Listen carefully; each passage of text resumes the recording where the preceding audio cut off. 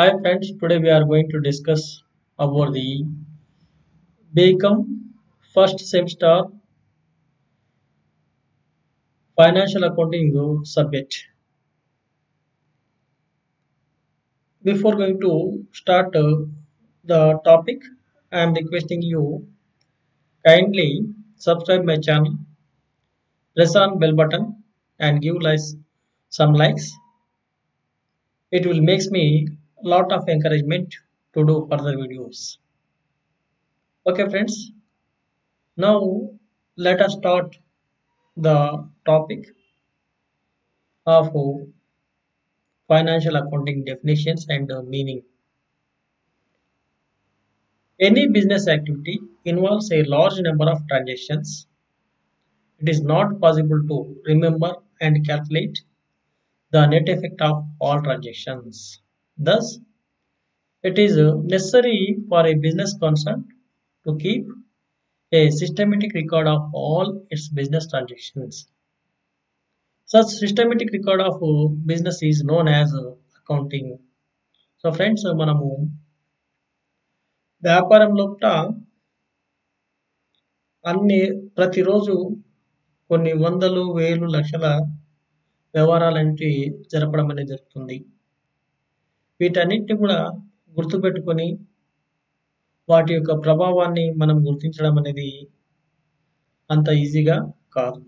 కాబట్టి వ్యాపారంలో రోజువారీ జరిగే వ్యవహారాలను ఒక క్రమమైన పద్ధతిలో నమోదు చేసి తద్వారా వాటి యొక్క ప్రభావాన్ని గుర్తించే ప్రక్రియని ఇక్కడ మనము అకౌంటింగ్ గా చెప్పడం అనేది జరుగుతుంది.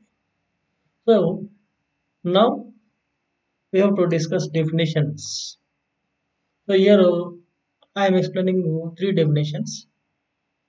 First one is according to American Institute of Certified Accountants 1941. Accounting is the art of recording, classifying and summarizing in a significant manner and in terms of money, transactions and events that are in part at least of financial characters and interpreting the results thereof. So, American Institute of Certified Accountants వారి definition ప్రకారము accounting అంటే ఏవైతే వ్యవహారాలు ఉన్నాయో, ద్రవ్యపరమైన వ్యవహారాలు ఏవైతే ఉన్నాయో, వ్యాపారానికి సంబంధించిన వ్యవహారాలను వాటిని రికార్డ్ చేయడము, రికార్డ్ చేసిన వాటిని వర్గీకరణ క్లాసిఫికేషన్ అంటున్నాము, వర్గీకరణ చేయడము, వాటి యొక్క సారాంశాన్ని సమ్మరైజ్ చేయడము, ఇలాంటి ప్రక్రియను మనం ఇక్కడ అకౌంటింగ్ అని చెప్పడం అనేది జరుగుతుంది.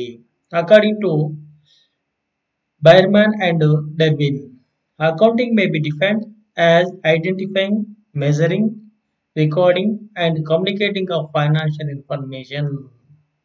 So బైర్మన్ అండ్ డెర్బిన్ ప్రకారము అకౌంటింగ్ అంటే ఏంటి, ఇక్కడ వ్యవహారాలను గుర్తించడము, ఐడెంటిఫైయింగ్, మెజరింగ్ వాటిని కొలవడము, నెక్స్ట్ రికార్డింగ్ వాటిని నమోదు చేయడము, నెక్స్ట్ నమోదైన వాటిని విశ్లేషణ చేసి సరైన సమాచారము అందించడము, ఈ ప్రక్రియను అకౌంటింగ్ అని వారు నిర్వచించడం జరిగింది. Next according to Smith and Ashburn, the term accounting is the science of recording and classifying business transactions and events primarily of financial characters and the art of making significant summaries, analysis and interpretation of those transactions and events and communicating the results to persons who must make a decision or form judgment. So యాష్బర్న్ మరియు Smith ప్రకారము accounting అంటే ఒక art అంటే కళ. ఎలాంటి కళ అండి?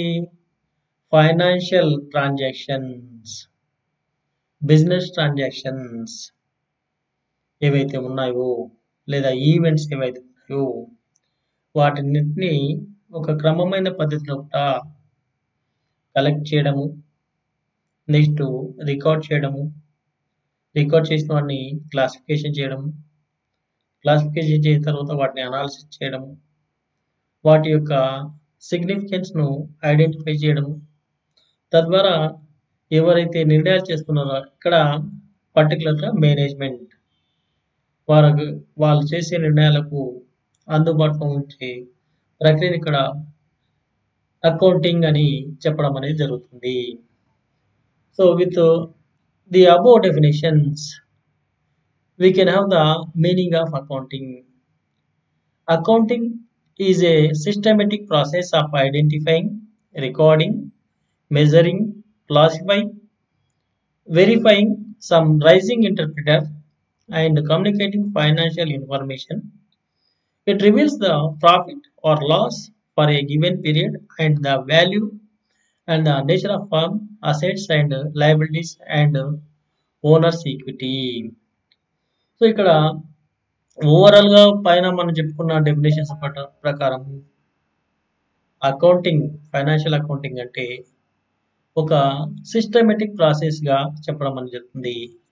ఈ ప్రాసెస్ లోపల బిజినెస్ ట్రాన్సాక్షన్స్ ఏవైనా వాటిని ఐడెంటిఫై చేసి రికార్డ్ చేయడము, రికార్డ్ చేసిన వాటిని మళ్ళీ క్లాసిఫై చేయడము, క్లాసిఫై చేసిన వాటిని ఇంటర్ప్రిట్ చేసి రిపోర్ట్స్ జనరేట్ చేసి ఫైనాన్షియల్ రిపోర్ట్ జనరేట్ చేసి తద్వారా అవసరమైన ఫైనాన్షియల్ ఇన్ఫర్మేషన్ అనేది అందించడము.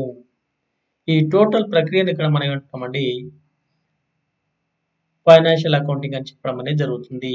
సో ఇలా చేయడం వల్ల మనకి ఏం బెనిఫిట్ అంటే profit or loss, profitability of the company or business organization, ఒక సంస్థ యొక్క లాభదాయకత ఈ విధంగా ఉంది. నెక్స్ట్ ద లిక్విడిటీ, ద్రవ్యత్వము అంటే ఇక్కడ ఆస్తులు అప్పులు ఏ విధంగా ఉన్నాయి మరియు మూలధనం ఏ విధంగా ఉంది అనే విషయాలను తెలియజేస్తుంది. Okay friends, with this I'm concluding the topic. Thank you.